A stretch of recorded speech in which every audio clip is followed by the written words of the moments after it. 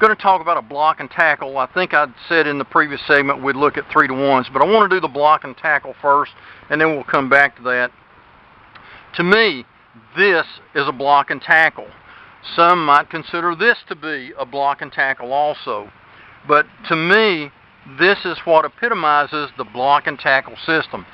It's blocks of sheaves inside single housing that have independent sheaves that can help us do things. This is reminiscent of the blocks that they used to use on the sailing ships. They were either blocks with sheaves in them, wooden blocks literally, and that was the block. And the tackle, block and tackle, was the rope that ran through it. In broader sense, perhaps maybe any block and tackle constitutes a block and tackle, but not to me. In case you're not familiar with these things, this is basically a single pulley, or it's a single housing that has two sheaves in it. So it's like a double pulley, and they can have more than that in it. Each roller or sheave can travel independent of the other, and you can see that that'd have to be true because this rope is moving faster than this rope, so they have to move at different speeds in order not to have rope dragging through them. So we'll determine very quickly that there are a lot of similarities here, or just accept that there are, and I want to next evaluate, we'll apply our test for a simple pulley system to a block and tackle and see if it meets the requirements for a simple pulley system. So if I pull it up, all the moving pulleys, and here's a moving pulley, move toward the anchor. That's requirement number one. Number two is that all the pulleys that move have to move at the same rate of speed toward the anchor. Well, since we have basically a dual pulley here, and they're in one housing, they do indeed have to move toward the anchor at the same speed. So it is a simple pulley system. We now know from our look at this that once we determine we have a simple pulley system, we can calculate the mechanical advantage by simply counting the lines that support the load. So we have 1, 2, 3, 4. Again, let me emphasize this because this will trip you up sometimes.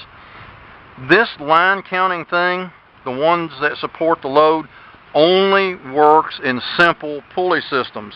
You can't use that method in compound and complex pulley systems. So we have to know it's a simple system, and it is. So if I pull here, for every pound of force I put in here, I'm going to have 4 pounds here because I have 4 lines here. So my gain, mechanical advantage, if you want to call it, is 1, 2, 3, 4, 4-to-1. Every pound gives me 4 here. A block and tackle is unique in another way too. It's just so concise and compact. It has one connection point at the anchor, and yet we've got 2 pulleys connected. It has one connection point at the load, and yet we've got 2 pulleys connected there. Plus, you can wrap this, and I'm not going to do the full tight wrap. Fold this thing up, pack it in a bag, and it'll stay just like that. When you get ready to use it, you take it out, unfold it, and unwrap it, and it's ready to go. Now, I think if you look at this, being a 4-to-1 and a 4-to-1, that's probably not going to work very well with this, and it ties up a lot of gear. So a block and tackle has a lot of interesting advantages to it.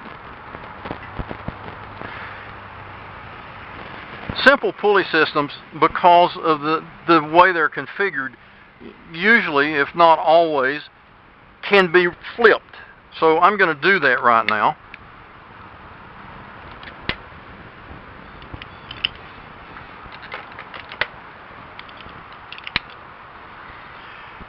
And we don't create something all that new.